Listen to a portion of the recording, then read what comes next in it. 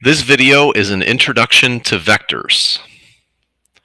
If the initial point of a vector and the terminal point of a vector are given, so in this case we have x1, y1 and x2, y2, then the position vector is given by subtracting the terminal point from the initial point. So you take the x's and subtract them, the y's and subtract them, and you end up with a vector. So, given P1 and P2 in these examples, we just notice that if P2 is the terminal point, so where it ends, then we subtract P2 minus P1. So we subtract P1 and P2, and we get negative 8 minus 2 for the x value, and 1 minus negative 2 for the y value. So our vector is negative 10, 3. Notice that we can write vectors with these pointy brackets. That's how we denote what a vector is. So we have this vector, negative 10, 3. If I go the other way, where P2 is my initial point and P1 is my terminal point, then I would subtract in the other direction. So I would have 2 minus negative 8, negative 2 minus 1, so I end up with 10, negative 3. These should make some sense because if we take a look at what's happening, notice that this one is going left 10 and up 3, which should make sense if I go left 10 and up 3 for my x and y.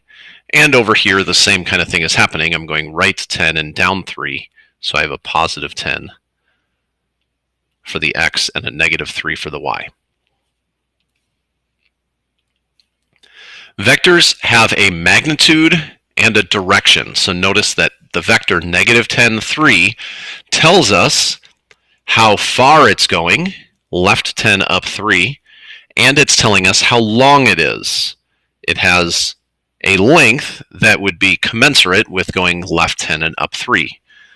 So it would be a lot longer than a similar vector that would have, for example, let's say I divide both of those numbers by 3. So negative 10 thirds, comma 1 would be a vector that goes in the same direction, 3 1/3 to the left and 1 up. So notice that this goes in the same direction as this one. It just is shorter. So the length of these things and the direction can be ascertained by just looking at what the vector says. Vectors do not have a specified location. So, for example, I could drag this vector anywhere on the coordinate plane that I want, and it would still be the vector negative 10, 3. It just so happens that I was making this vector from these 2 points, P1 and P2, but I could drag this vector anywhere I want, and it would still be the exact same negative 10, comma 3 vector. Vectors can also be written in 2 different forms. We can write them in component form, which we've already seen with the pointy brackets, or we could write them in unit vector form. Unit vector form is AI plus BJ. So if I wanted to write this vector in unit vector form, the negative 10, 3, I could write it as negative 10I plus 3j. I try to put arrows on top of vectors just so then I don't get confused. One thing that we need to be aware of is that I is the vector 1, comma 0. So if I multiply negative 10 by the vector 1, comma 0, I end up with negative 10, 0.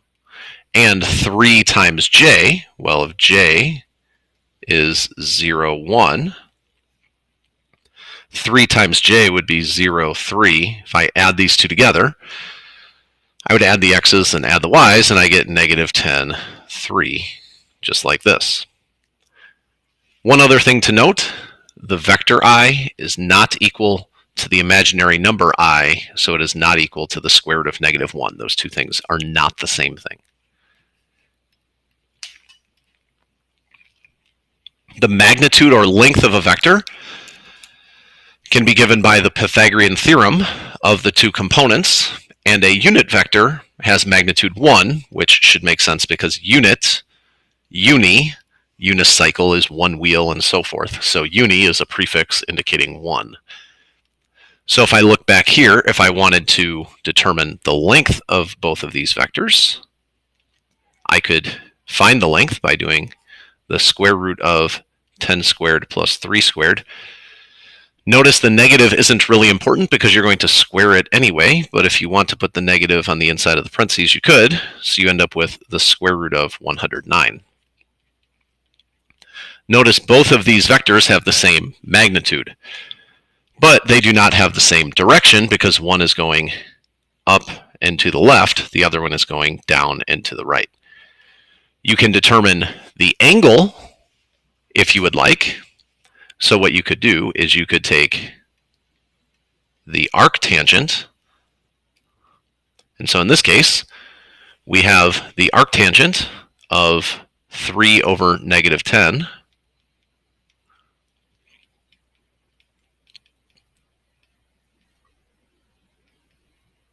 or -3 over 10, depending on which way we're going. But remember that arctangent has a specific quadrant that you are given. So arctangent only shows up in the first and the fourth quadrant. So since this vector over here, the one on the left, is going into a second quadrant type of situation from wherever it is landing, I would have to add pi to this angle. Whereas the one over here is going into the fourth quadrant, I don't have to do anything to this arctangent. Some example problems. Write the vector v in the form ai plus bj, given its magnitude is 4, and it makes a 45-degree angle with the positive x-axis. So what I could do is I could say the magnitude is 4, and then I could realize that my components are going to be cosine of 45 degrees, sine of 45 degrees. Or I could just recognize that if I have a 45, 45, 90 triangle, then each of these would be a length 2 root 2. Kind of depends on whether you remember anything about geometry or not. So in this case, I have a vector, 4 times cosine of 45, which is root 2 over 2. And same thing with the sine of 45.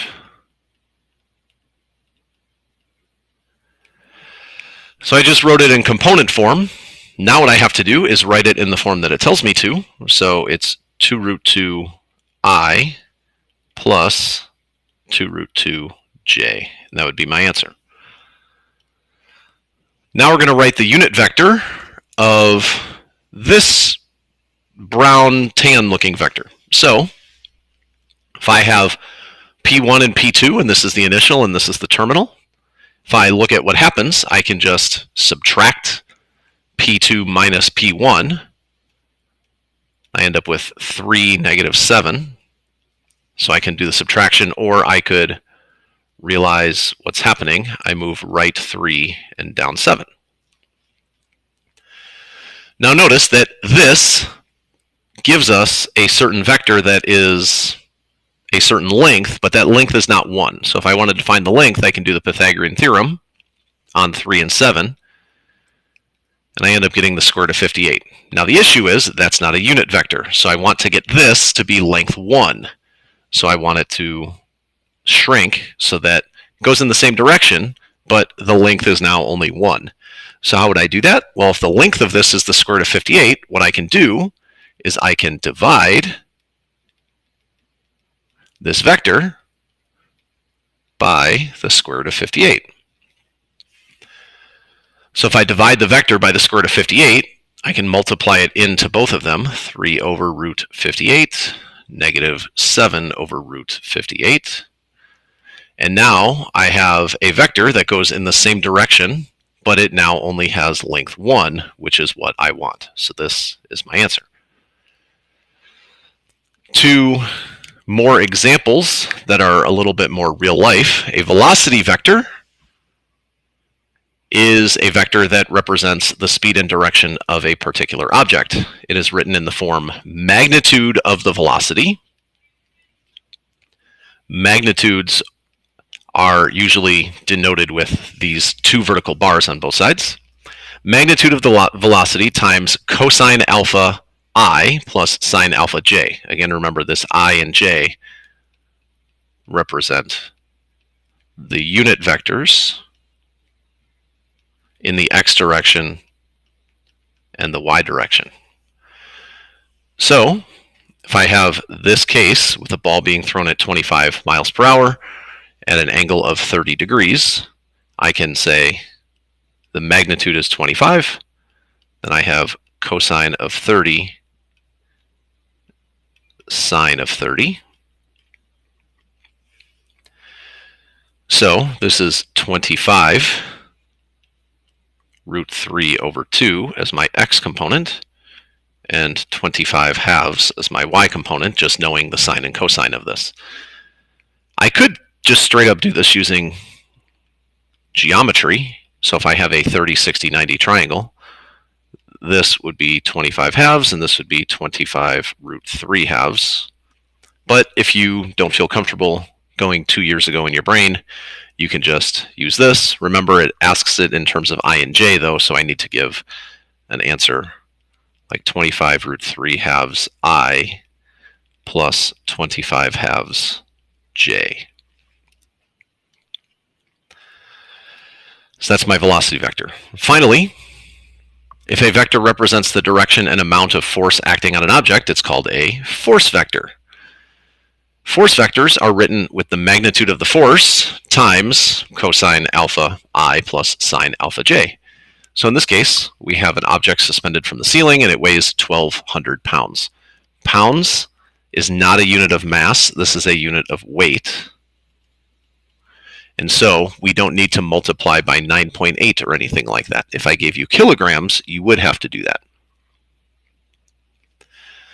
Express the force vector in terms of I and j. So we have actually two forces acting on this object. We have one force that is pulling down. That force is gravity. Then we have another force that's pulling up on the object, that is tension. So there's tension in this rope or cord, and then there's gravity pulling down. Since this is just chilling here, the tension has to equal the gravity except going in opposite directions. So the force of gravity is just negative 1,200 pounds going down, which means that the force of tension is going to be 1,200 pounds going up. Now notice I didn't use the sine and cosine because most of this is just logical, but if I want to use the sine and cosine formula, I have 1,200 pounds, and then I have cosine of 90 degrees, since it's going straight up, sine of 90 degrees, and then that gives me this.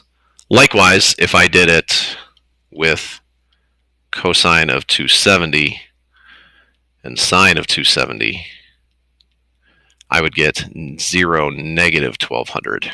So that's how that one shows up. Now the last thing is, it's asking me to write these in terms of I and j. So I would have to write 1,200j. Notice I don't need an I because it's 0. And then the gravity force would be negative 1,200j.